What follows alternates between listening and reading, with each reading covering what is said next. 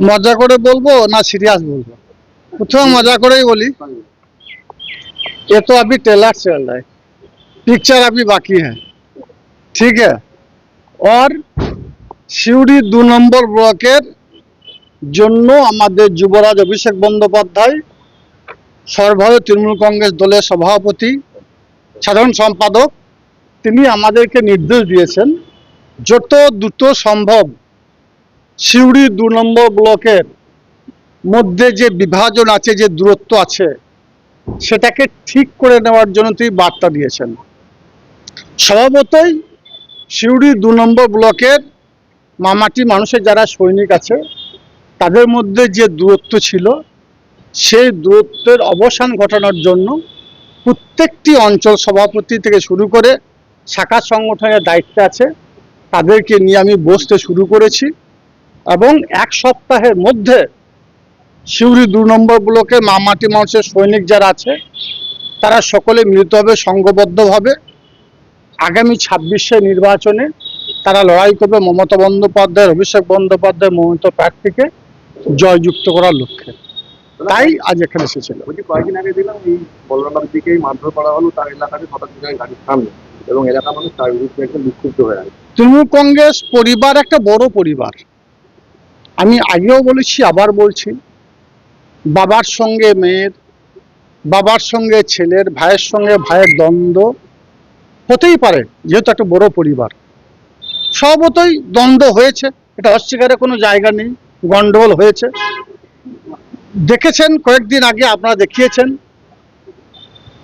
বলরামের সঙ্গে কারো ঝামেলা হয়েছে, আবার কয়েকদিন পরে আপনারাই দেখাবেন তারা দুইজনে একসঙ্গে এক কাপে বসে চা খাচ্ছে, এক টেবিলে বসে আছে, একই মঞ্চে চেয়ারে তারা একসঙ্গে বসে আছে। সেটা দেখিয়ে দেবো আপনাদেরকে কয়েকদিনের মধ্যে, ওয়েট করুন, অপেক্ষা করুন। সভাপতি বারংবার অভিযোগ করেছে বোলপুর নেতৃত্বের জন্য এই সমস্যা তৈরি হয়েছে, 2 নম্বর ব্লক অস্থিরতা তৈরি হয়েছে, কি বলবেন? দেখুন, অস্থিরতা কেউ না কেউ তৈরি করেছিল, এই বিষয়ে দ্বিমতের কোনো অবকাশ নেই। অস্থিরতা কেউ না কেউ তৈরি করেছিল, কেউ না কেউ ইন্ধন জুগিয়েছে, যার জন্যেই সিউড়ি 2 নম্বর ব্লকের মধ্যে এই বিভাজনটা এসেছিল। আমার দৃঢ় বিশ্বাস আমাদের দলের সেনাপতি যুবরাজ অভিষেক বন্দ্যোপাধ্যায়ের নির্দেশে অল্প দিনের মধ্যে সেই দূরত্বের অবসান ঘটতে চলেছে এবং সকলকেই আপনারা একই মঞ্চে দেখতে পাবেন অল্প দিনের মধ্যে। এই গোষ্ঠীদ্বন্দ্ব জেরে দেখা গেছিল ওখানে বিজেপি মাথাচাড়া দিয়ে উঠেছিল, সেটা কি বন্ধ হলো? এটা মানতে পারলাম না। বিজেপি মাথাচাড়া দিয়েছে এটা বিশ্বাসযোগ্য নয়।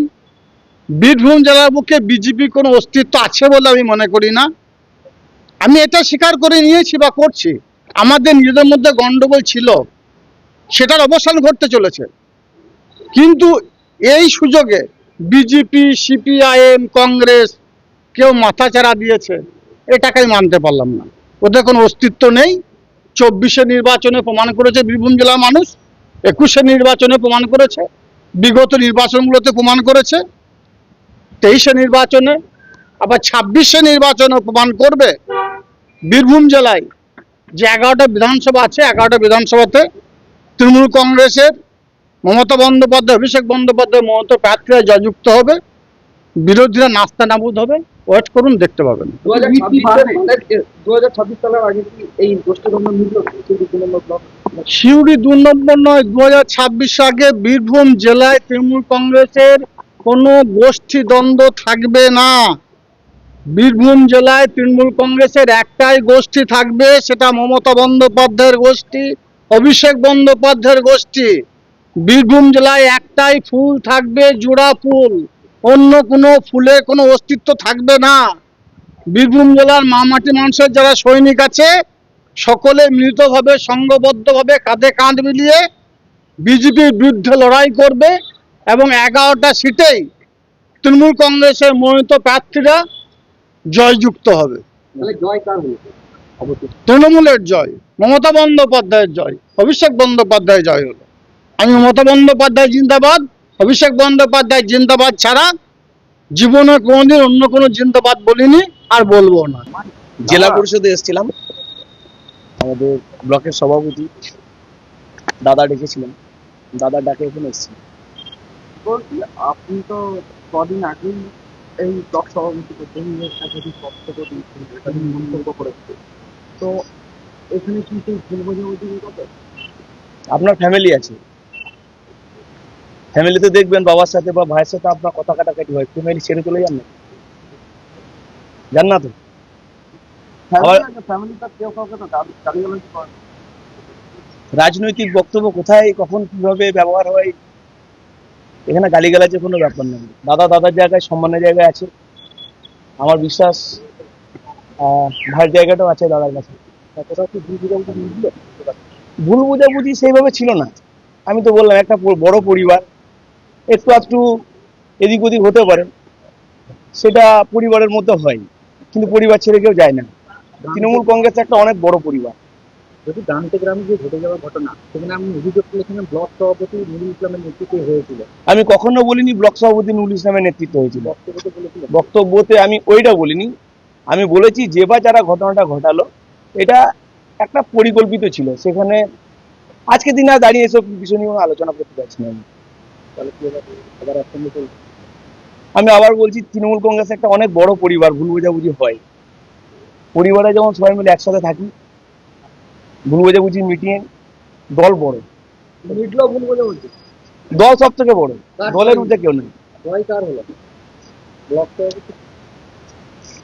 দাদা ভাইয়ের ব্যাপার, এখানে দাদা জিতলে ভাইয়ের জেতা হয়, ভাই জিতলে দাদা জেতা হয়, একটা পরিবার, বারবার বলছি।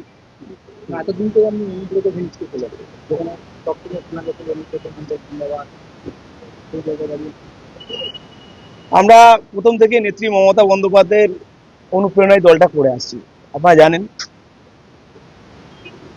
পরবর্তীতে আমাদের সেনাপতি অভিষেক ব্যানার্জির সেনাপতিতে কাজ করছি। দল যাকে যেখানে যেভাবে দায়িত্ব দেবে, আমি একজন ক্ষুদ্র কর্মী হিসাবে সবাইকে সেই জায়গার সম্মান দিয়ে চলাটা আমার কর্তব্যের মধ্যে পড়ে। তাই আমার কাছে সবাই সম্মানীয় ব্যক্তি। এতটা লং সময় হয়ে গেল কেন? একটা একের পর এক অন্তত তারা তো চলে এসেছিল, আপনাকে ভালোবাসা যার সাথে বেশি থাকে, যাকে বেশি ভালোবাসে, তার অভিমানটা হয়তো একটু বেশি হয়। তাহলে কি পশ্চিমবঙ্গে মিটলেন? কোনো গোষ্ঠীদ্বন্দ্ব ছিল না তো। গোষ্ঠীদ্বন্দ্ব কোথায় ছিল? আমি তো বললাম বড় পরিবার, একটা ভুল বুঝাবুঝি। তৃণমূল কংগ্রেস অনেক বড় পরিবার, এটা হতেই পারে না। কোথায় এসেছিলেন বা মানে কি কি হলো বিষয় কথা জেলা পরিষদে এসছি, দাদা ডেকেছিলেন, তার সাথে কথা হয়েছে। ব্লক সভাপতি আমাদের নুরুল্লাহ, তার সঙ্গে কথা বললাম। সভাধিপতি কাজলদার সাথে কথা হয়েছে, ব্লক সভাপতি নুরুল্লাহর সাথে কথা হয়েছে, আপনাদের সাথেও কথা হচ্ছে। মেটালো তারা? ভুল বুঝাবুঝি কিছু ছিল না, একটা ছোট্ট মিসআন্ডারস্ট্যান্ডিং, সেটা আলাপ আলোচনার মধ্যে দিয়ে। দল বড়, 26-এ অনেক বড় নির্বাচন, সেখানে একসাথে ঝাঁপিয়ে পড়তে হবে, দলই সব থেকে বড়।